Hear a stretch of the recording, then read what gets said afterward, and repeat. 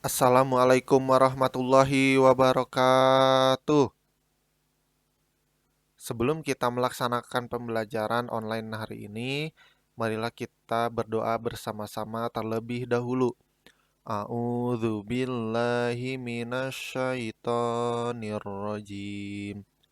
Bismillahirrahmanirrahim. Raditu billahi robba wabil islami dina wabi muhammadin nabiyya wa rasula. Rabbi zidni ilma warzuqni fahma. Amin. Baik anak-anakku kelas 6 yang Bapak cintai dan Bapak banggakan, minggu sekarang kita akan masuk ke pelajaran 7 yang bertemakan menerima kodo dan kodar. Dalam tema hari ini, eh, kita akan membahas mengenai makna kodo dan kodar, contoh-contoh kodo dan kodar, dan hikmah kepada kodo dan kodar. Mari kita mulai pembelajarannya hari ini dengan membuka halaman 65 pada buku paket kalian atau PDF yang sudah kalian download ya. Amati gambar berikut. Nah, yang pertama itu ada gambar bayi dalam box. Yang kedua ada matahari bersinar di ufuk timur ya, terbit. Yang ketiga gambar lomba qiraah Al-Quran. Dan yang keempat adalah menjadi juara sepak bola. Apa makna dari gambar-gambar ini? Makna dari gambar-gambar ini adalah mengenai kodo dan kodar ya. Kodo dan kodar itu sering disebut dengan takdir. Mari kita bahas lebih dalam mengenai kodo dan kodar ya. B. Memahami makna kodo dan kodar. Kita akan bahas kodo dulu ya. Supaya kalian paham, kita akan lihat sedikit cerpen cerita mengenai kodo ya. Salim memiliki kemampuan menulis kaligrafi. Setiap hari, Salim berlatih meningkatkan kemampuannya dalam menulis kaligrafi. Salim berharap dapat ikut perlombaan kaligrafi pada tingkat kecamatan dan dapat memenangkannya. Namun, setelah mendapatkan kesempatan untuk mengikuti lomba kaligrafi, Salim gagal meraih juara tingkat kecamatan. Salim menyadari bahwa dalam perlombaan tersebut terdapat peserta lain yang lebih baik tulisan kaligrafinya daripada dirinya. Salim menyadari bahwa kegagalan ini merupakan kehendak Allah, karena Allah Subhanahu wa taala berkehendak atas segala sesuatu. Salim percaya bahwa di balik kegagalan tersebut ada ketentuan lain yang merupakan hikmah bagi dirinya. Nah, dari cerita ini kita sudah tahu bahwa terdapat takdir Allah, bahwa Salim itu belum waktunya untuk juara umum. Belum waktunya untuk juara satu. Kenapa? Karena itu sudah merupakan takdir Allah. Kemudian apa hikmah dari Salim tidak juara? Berarti untuk lomba selanjutnya Salim tidak boleh malas-malasan, tidak boleh santai-santai, tapi Salim harus terus berusaha keras latihan untuk mendapatkan juara pertama. Nah, itu adalah hikmah dari kegagalan Salim. Itu namanya takdir ya. Nah, Salim menerima kegagalan dari lomba kaligrafi. Ya, Salim menerima kegagalan menjadi juara pertama karena nih alasannya ada.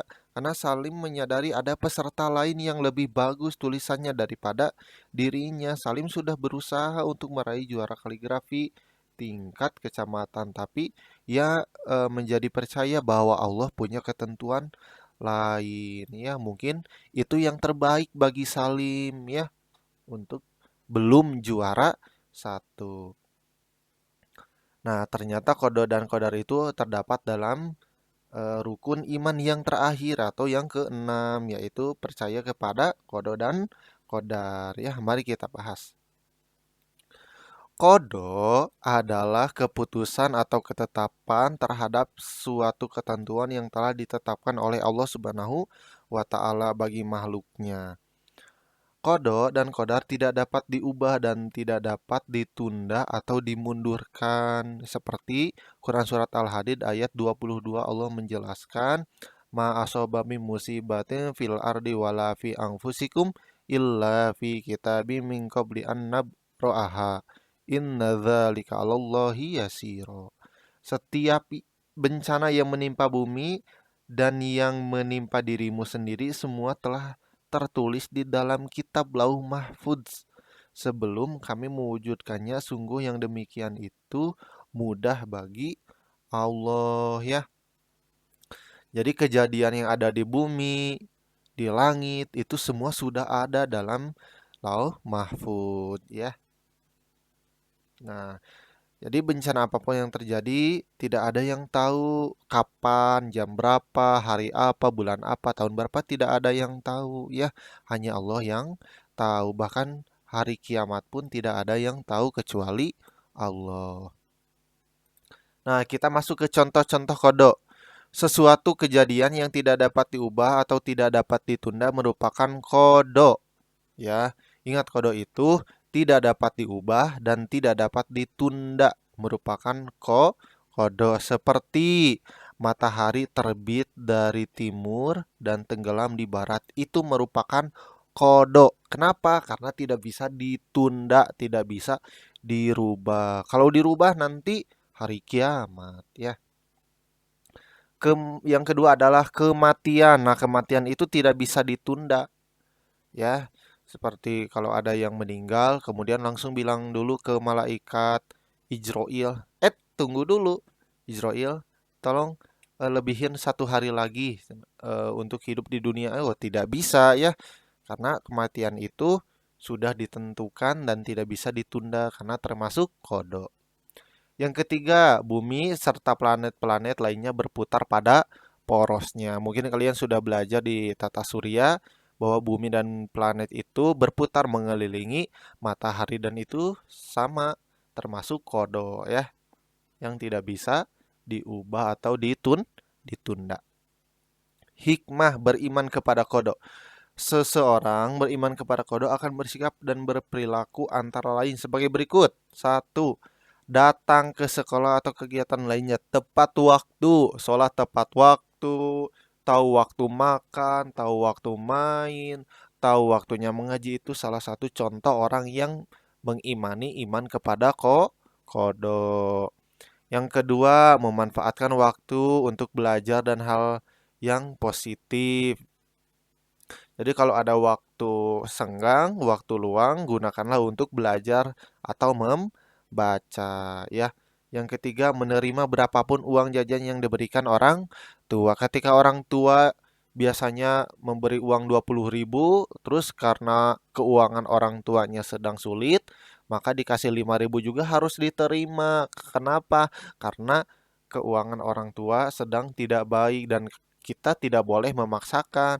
Pokoknya mama pengen 20.000. Nah itu tidak boleh karena bisa mengakibatkan dosa melawan orang tua dan tidak bersikap bersyukur. Yang keempat, tidak bersikap sombong di rumah, di sekolah, atau di lingkungan masyarakat. Kalau di rumah, kita tidak boleh sombong kepada teman-teman kita yang main ke rumah kita. Kita memperlihatkan barang-barang mahal kita, nah itu tidak boleh. Ya, kemudian dipamer-pamer dan merendahkan orang lain. Di sekolah pun nggak boleh jika perempuan atau yang laki-laki bawa barang yang mahal, HP yang mahal, atau perhiasan itu tidak boleh ya, maupun di lingkungan masyarakat. Yang kelima, berhati-hati jika berada di tempat keramaian atau di jalan raya yang padatan kendaraan supaya kita terhindar dari kecelakaan ya. Kalau kalian sedang naik motor, pakai helm, pakai jaket, pakai sarung tangan supaya terlindungi. Nah, kalau kalian masih SD, kalian belum diperbolehkan untuk membawa kendaraan. Kenapa? Karena kalian masih belum cukup umur ya. Nanti kalau terlihat sama polisi akan ditilang. Yang keenam adalah bertanggung jawab atas tugas yang diberikan kepadanya. Jadi kalau kita dikasih tugas harus amanah dalam melaksanakannya ya. Kemudian yang ketujuh, santun dan rendah hati dalam bersikap dimanapun ia berada. Karena orang yang santun, orang yang baik itu selalu disenangi oleh orang lain. Nah, kita akan masuk ke pembahasan tentang qadar. Kita perhatikan cerita di bawah ini.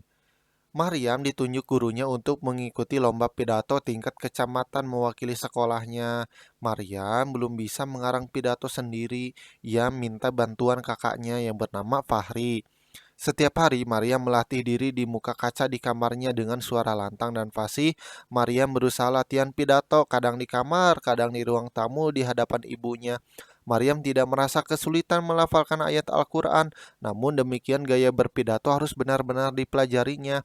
Maryam sering merekam para ustadz atau ustazah yang berceramah di TV. Maryam masih merasa grogi bila berpidato di depan orang banyak. Oleh karena itu, ia minta ibunya selalu mendampingi saat ia berlatih. Hari pelaksanaan lomba keterampilan agama Islam pun tiba. Maria merasa sudah siap lahir dan batin ya. Ketika namanya dipanggil panitia, Maryam segera ke mimbar dan berpidato sesuai latihan. Panitia memberi waktu 30 menit. Batas waktu untuk dimanfaatkan Maryam dengan baik. Maryam membawakan pidato dengan tema hormat kepada orang tua. Para penonton memberi tepuk tangan setelah Maryam turun dari mimbar. Tiba saat yang mendengarkan Maryam, yaitu pengumuman juara pidato.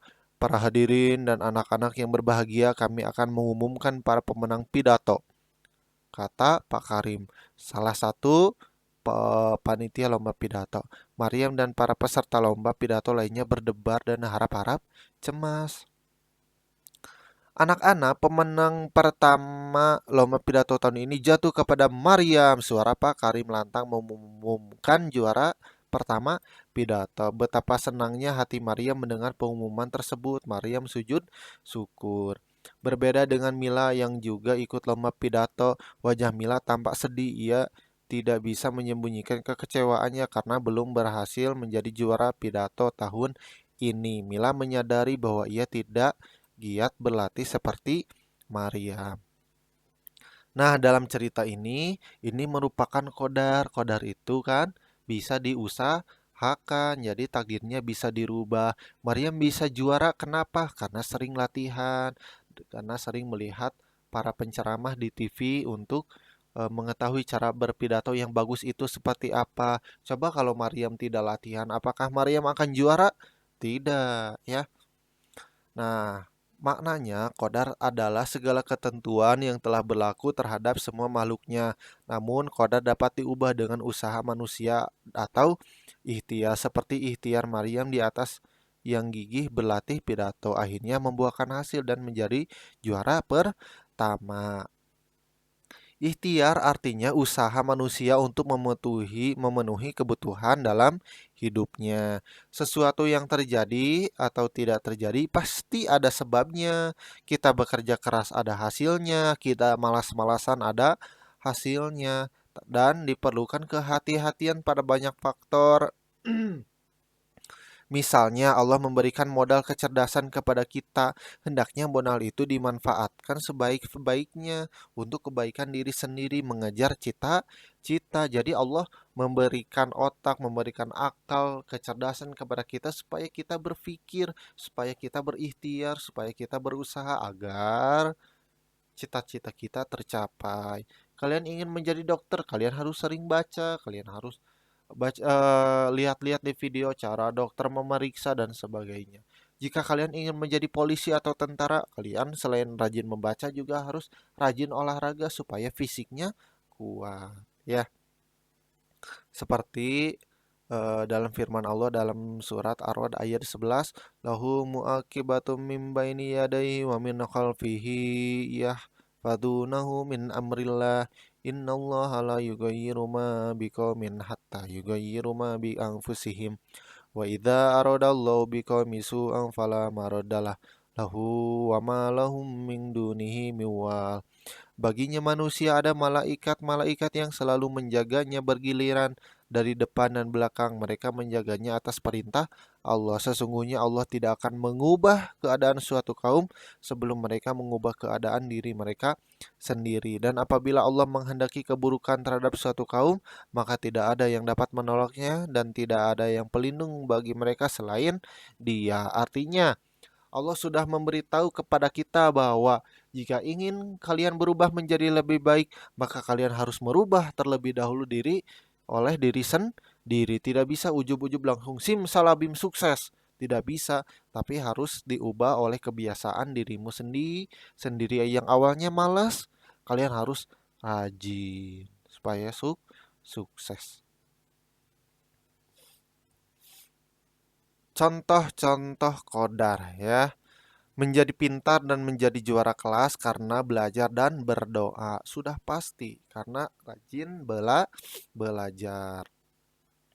Menjadi juara lomba pidato atau juara lomba cerdas cermat karena gigih berlatih. Menjadi anak yang disenangi dalam pergaulan karena ramah dan suka menyapa kepada siapa saja. Jadi kita tidak boleh memilih-milih teman karena dia ganteng, karena dia gendut, karena dia pendek, karena uangnya sedikit. Kita tidak boleh memilih-milih teman karena itu.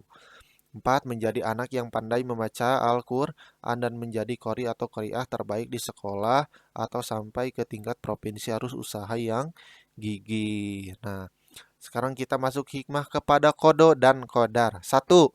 Menyadari bahwa semua cita-cita yang diinginkan harus diusahakan. Yang ranking 1 juga pasti selalu belajar dengan lebih giat dibanding teman-teman yang lain. 2. Memiliki rasa percaya diri dalam menghadapi tugas, misalnya PR. Kalau ada tugas jangan ditunda, karena kalau ditunda pasti kesananya akan malas. Giat dan disiplin dalam belajar, misalnya sebelum berangkat tidur harus belajar terlebih dahulu supaya mempersiapkan tugas untuk esok hari.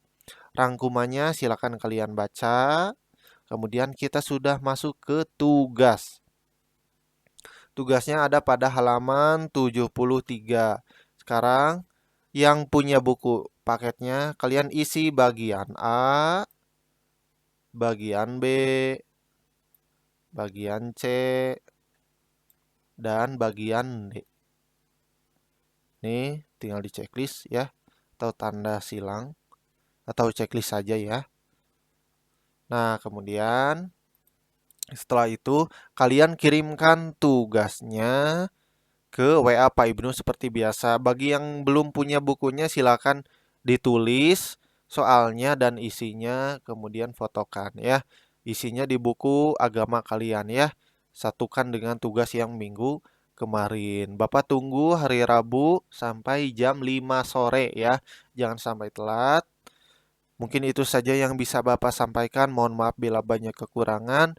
Kita akan bertemu lagi minggu depan dengan ulangan harian pertama. Ya, 2 tema minggu kemarin dan sekarang. Billahi taufiq wal hidayah wa ridha wal inayah. Wassalamualaikum warahmatullahi wabarakatuh.